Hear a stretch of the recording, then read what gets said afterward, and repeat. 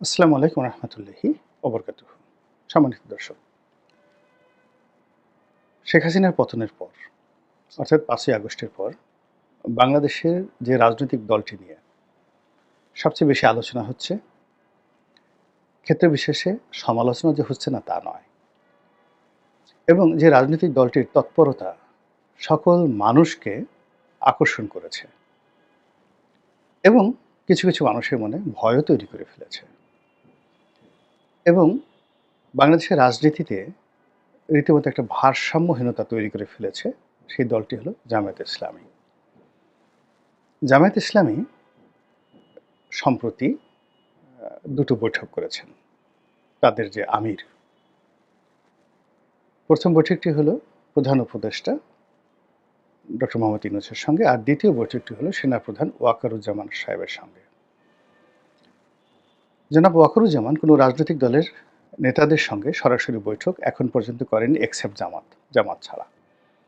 এবং এমন একটা সময় তিনি জামাতের সঙ্গে বৈঠক করলেন, বা জামাত ওয়াকারুজ্জামান সাহেবের সঙ্গে বৈঠক করলেন, যখন বাংলাদেশ কার্যত একটা কঠিন সময় পার করছে এবং রাজনীতির একটা পট পরিবর্তন এবং রাজনীতির একটা পালা পরিবর্তন এবং আবহাওয়া পরিবর্তনের জন্য একটা সন্ধিক্ষণ তৈরি হয়ে গেছে।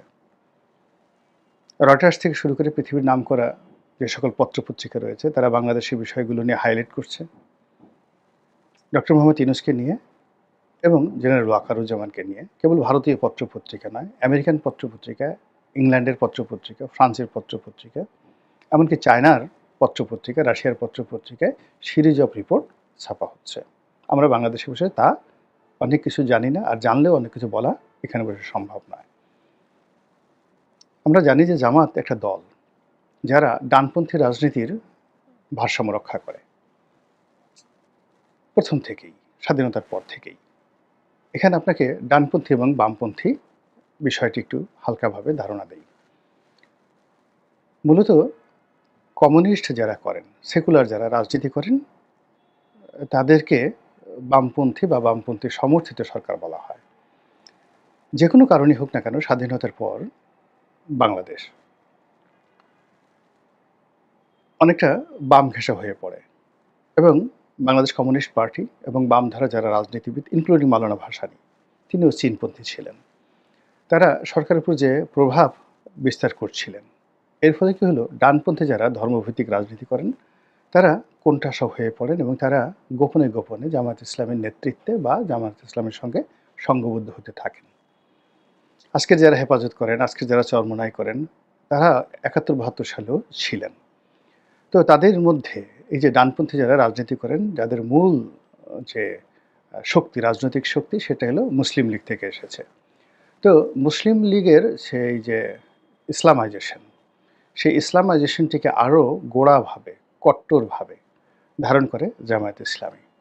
তো এই শক্তিগুলো ৭৫-এর ১৫ই আগস্টের পরে তারা বিএনপির নেতৃত্বে ঐক্যবদ্ধ হয়ে যায়। তো একদিকে আওয়ামী লীগের নেতৃত্বে বামপন্থী যারা শক্তিশালী গ্রুপ, তারা তাদেরকে সমর্থন দেয়, আর বিএনপির নেতৃত্বে যত ডানপন্থী তারা ঐক্যবদ্ধ হতে থাকে। পরবর্তীতে শহীদ প্রেসিডেন্ট জিয়াউর রহমানের তিরোধানের পরে, শহীদ হওয়ার পর, যখন এরশাদ সাহেব আসলেন, তিনি কার্বন কপি করলেন বিএনপির, এবং বিএনপির জায়গাটা দখল করার জন্য তিনিও সকল ডানপন্থীদেরকে একত্র করে জামাতকে কাছে নেওয়ার চেষ্টা করলেন এবং তিনি অনেকটা সফল হলেন। তো সেক্ষেত্রে যেটা হয়ে গেল যে জাতীয় পার্টি এবং বিএনপি তারা পরস্পরের রাইভাল হয়ে গেল এবং ডানপন্থী যে শক্তিগুলো, এটি দুই ভাগে বিভক্ত হয়ে গেল।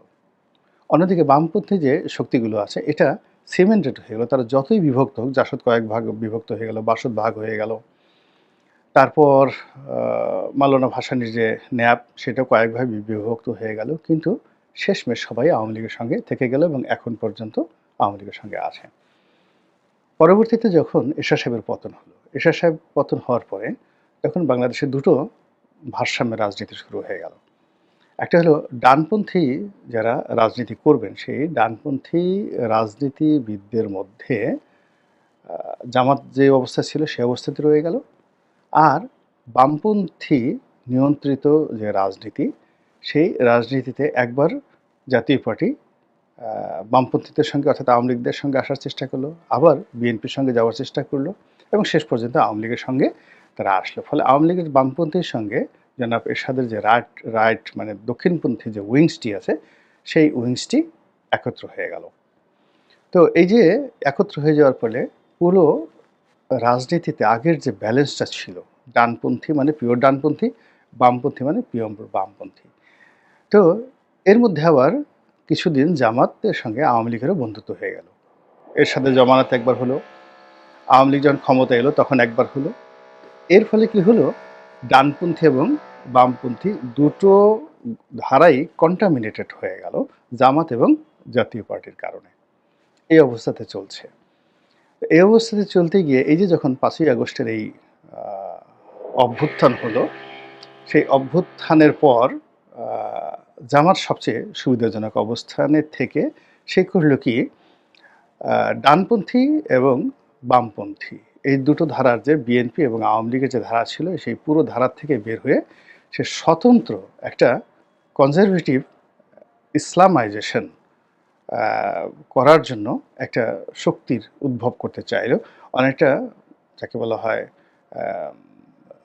ইখওয়ানে মুসলিমিনের মতো সংগঠন লেবাননের, অথবা ধরুন সেই মুসলিম ব্রাদারহুডের মতো, অথবা তুরস্কের এবি পার্টির মতো। এটা তালেবান না, সরাসরি তালেবান হবে না কিংবা আইএস হবে না, কিন্তু ঠিক এরদোয়ানকে তারা মডেল হিসেবে মনে করে ওইরকম একটা শক্তি এই আগস্টের পর থেকে তারা করতে চাইল এবং এই কাজ করার জন্য রাষ্ট্র ক্ষমতা ইউনূস সাহেবকে তারা পছন্দ করলো এবং তাদের সর্বশক্তি তারা ডক্টর মোহাম্মদ ইউনূসের উপর যাকে বলা হয় সমর্থন দিয়ে ইউনূসের হাতকে শক্তিশালী করার চেষ্টা করলো আনকন্ডিশনালি, এবং সঙ্গতি কারণে বিএনপির সাথে তাদের গণ্ডগোল লেগে গেল। এবং এই যে কর্মটা তারা করলো, এই সময়টিতে সেনাবাহিনীর সঙ্গে যতদিন পর্যন্ত অর্থাৎ জুন, জুলাই, আগস্ট অর্থাৎ 2024 সনের নভেম্বর মাস পর্যন্ত সেনাবাহিনীর সঙ্গে ডক্টর মোহাম্মদ ইউনূসের একেবারে কোনো রকম বিরোধ ছিল না। তো ওই সময়টিতে সেনাবাহিনীর সঙ্গেও কিন্তু তাদের সম্পর্কটা ভালো ছিল। ফলে এই সম্পর্কটি কাগজে কলমে রেখে ভালো রেখে অর্থাৎ 2024 সনের নভেম্বর পর্যন্ত ক্যান্টনমেন্ট এবং যমুনা এই দুই জায়গাতেই জামাত ইসলামী তাদের কর্তৃত্ব বহাল রেখে তারা একেবারে 2025 সনের এপ্রিল পর্যন্ত সারা বাংলাদেশে আনাচে কানাচে সবচেয়ে শক্তিশালী আকর্ষণীয় সংগঠন রূপে নিজেদেরকে প্রতিষ্ঠা করে ফেলল। কিন্তু সমস্যা হয়ে গেল যখন ডক্টর মোহাম্মদ ইউনূসের সঙ্গে বিএনপির বিরোধ শুরু হয়ে গেল। তারপরে ক্যান্টনমেন্টের সঙ্গে জেনারেল ওয়াকারুজ্জামান সাহেবের সঙ্গে ডক্টর মোহাম্মদ ইউনূসের বিরোধ শুরু হয়ে গেল। বঙ্গভবনের সঙ্গে যখন জেনারেল ওয়াকারুজ্জামান বঙ্গভবনের সঙ্গে সম্পর্ক সুদৃঢ় করলেন, সঙ্গত কারণে তখন জামাত বিপদে পড়ে গেল। এ কারণ হলো এখন তো জামাত ডুয়েল খেলতে পারছে না, আর জামাত খুব ভালো করে জানে যে ডক্টর মোহাম্মদ ইউনূসের একক শক্তি নিয়ে তারা যে বাংলাদেশে ইসলামী বিপ্লব ঘটাতে চাচ্ছে, এবি পার্টির মতো তারা এখানে এরদোয়ান হতে চাচ্ছে, এবং জনাব শফিকের নেতৃত্বে তারা যেভাবে একজন আমিরুল মুমিনিন তারা বানাতে চাচ্ছেন ডক্টর শফিককে, সেটা সম্ভব হবে না। সেনাবাহিনীর সমর্থন তাদের লাগবে, কিন্তু এক হাতে তারা দুটো জিনিস খেলতে পারছেন না। সেনাবাহিনীর সাথে যোগাযোগ রক্ষা করতে পারছে না, বিকজ সেনাবাহিনীর সঙ্গে যে দূরত্বটা তৈরি হয়ে গেছে এই দূরত্বটা আর নিষ্পত্তি হওয়ার মতো নয়।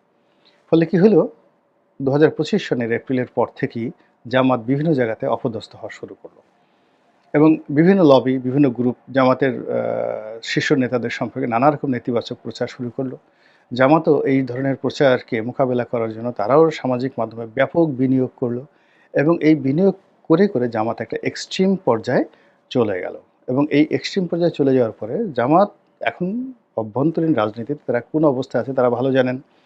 আন্তর্জাতিকভাবে তারা একদম রীতিমতো টার্গেটেডে পরিণত হয়ে গেল। বিশেষ করে ভারতের যে লবিস্ট গ্রুপগুলো রয়েছে তারা এটিকে একটি জঙ্গি সংগঠন, এটিকে একটি ইসলামিক ফান্ডামেন্টাল পাওয়ার হিসেবে সারা ইউরোপ এবং আমেরিকাতে এটা প্রচার করলো এবং এই প্রচারটা এসে ডক্টর মোহাম্মদ ইউনূসের উপর প্রেশার ক্রিয়েট করলো। ফলে কি হলো, ডক্টর মোহাম্মদ ইউনূস সরাসরি কিছু না বলে তার যারা উপদেষ্টা রয়েছেন তারা জামাতকে কটাক্ষ করে, অর্থাৎ জামাতের সঙ্গে ডক্টর মোহাম্মদ ইউনূসের যে দহরম এবং মহরম সম্পর্ক, সেখানে সার্কিট ব্রেকার রূপে ইউরোপ এবং আমেরিকার যে মানবাধিকার সংগঠন, আন্তর্জাতিক সংগঠন, তারপর শেষে জাতিসংঘ, এরপরে পশ্চিমের যে সন্ত্রাস বিরোধী বিভিন্ন সংগঠন রয়েছে তারা সার্কিট ব্রেকার হিসেবে দাঁড়িয়ে গেল। আমাদের সাথে সম্পর্ক চাও, জামাত ত্যাগ করো। এখন জামাত কোথায় যাবে? ইউনূস সাহেবের সঙ্গে তাদের যে সম্পর্ক, সেই সম্পর্কের ভিত্তিতে আল্টিমেটলি ক্যান্টনমেন্টে তারা ব্ল্যাক লিস্টেড হয়ে আছে। আবার অন্যদিকে ডক্টর মোহাম্মদ ইউনূসের সাথে বেশি সম্পর্কের কারণে তাদের বিএনপির সাথে তাদের সম্পর্কটা নষ্ট হয়ে গেছে। বিএনপিতে তারা বারবার চেষ্টা করছে, সেখানে ফিরে যেতে পারছে না। আবার অন্যদিকে পশ্চিমাদের সমর্থন ছাড়া এই সরকার একদিনও টিকতে পারবে না। এইজন্য পশ্চিমাদেরকে খুশি করার জন্য সেখানে সার্কিট ব্রেকার হিসেবে পশ্চিমা শক্তি ঢুকে গেছে এবং সেখানে সরকারের যারা কর্তা ব্যক্তি তারা জামাত পরিহার করার চেষ্টা করছেন। ফলে জামাত পড়ে গেল মারাত্মক বিপদের মধ্যে এবং সেই বিপদ এই মে মাসে এসে একেবারে রীতিমতো রাহুর মতো তাদেরকে গ্রাস করে ফেলছে। জামাত ইজ নো হায়ার। এর মধ্যে যখন এই এনসিপির সাথে, অর্থাৎ কিংস পার্টির সাথে জামাতের বিরোধটা একটু প্রবল হয়ে গেল এবং জনাব মাহফুজ, যাকে মাস্টার মাইন্ড বলা হয়, তিনি এমন একটা বিবৃতি দিলেন, ফেসবুকে স্ট্যাটাস দিলেন, যা কিনা জামাতকে আবার আদালতের কাঠগড়ায় দাঁড় করানো হয় এবং যুদ্ধাপরাধীদের বিচারের যেটা প্রক্রিয়া চলছে, এখানে যে আওয়ামী লীগের বিচার চলছে, সেখানে তার এই বক্তব্য দ্বারা বোঝা যাচ্ছে যে জামাতের মধ্যে এখনও যারা যুদ্ধাপরাধী রয়েছেন তাদেরকে এই কোর্টে বিচার করা উচিত। জামাত লেবুগুলো একদম যাকে বলা হয় খেপে গেল। এনসিপি থেকে শুরু করে সরকারের প্রতি তাদের যে সমর্থন ছিল সেই সমর্থন তারা উঠিয়ে নিল। উঠিয়ে নিয়ে তারা একটা পৃথক জায়গাতে বসে যখন চিন্তা ভাবনা করছিল কি করা যায়, কি করা যায়, কি করা যায়, ঠিক সেই সময়টাতে কয়েকটা ঘটনা ঘটলো। অর্থাৎ আওয়ামী লীগ নিষিদ্ধ করার মতো একটা ঘটনা ঘটে গেল এবং এটা কীভাবে কেন হলো এটা আমি এখন পর্যন্ত বুঝতে পারছি না। বাট এই ঘটনাটা ঘটে গেল যেটা সরকারের ভিত্তিটিকে নাড়িয়ে দিয়েছে। এরপরে এশরাকের যে বিষয়টি আছে, সিটি কর্পোরেশনের মেয়র নির্বাচন, মানে দক্ষিণ সিটির মেয়র হিসেবে শপথ গ্রহণ করা নিয়ে পুরো রাজপথ উত্তপ্ত হয়ে গেল এবং সরকার একটা ঐতিহাসিক ভয়ের মধ্যে পড়ে গেল। ক্ষমতা যায় যায় অবস্থা। উনি এই অবস্থা থেকে বাঁচার জন্য প্রথমে বললেন যে আমি পদত্যাগ করব। তারপর তিনি একটা বৈঠক ডাকলেন এবং সেই বৈঠক ডাকার পর সর্বদলীয় বৈঠক ডাকার পর সবাই গেলেন এবং সেখানে জামায়াতের আমিরকে আবার সেখানে ডাকা হলো। তো জামায়াতের আমির সেখানে গেলেন এবং এই প্রথম তিনি ডক্টর মোহাম্মদ ইউনূসের সামনে সিনা উঁচু করে একেবারে আমিরুল মুমিনীর মতো তিনি বসলেন এবং সরকার যে অবস্থার মধ্যে পড়ে গেল, সেই অবস্থার মধ্যে পড়ে যাওয়ার কারণে জামাতের সমর্থন ছাড়া আসলে তার আর কোনো রক্ষা ছিল না। আবার অন্যদিকে জামাত যে ধরনের একটা অস্বস্তিকর অবস্থার মধ্যে পড়ে গিয়েছিল, বন্ধুহীন হয়ে পড়েছিল, তো সেই ক্ষেত্রে সরকারের পক্ষ থেকে যে মানে বন্ধুত্বের আহ্বান তাদের প্রতি জানানো হয়েছিল, এটিকে তারা লুফে নিল।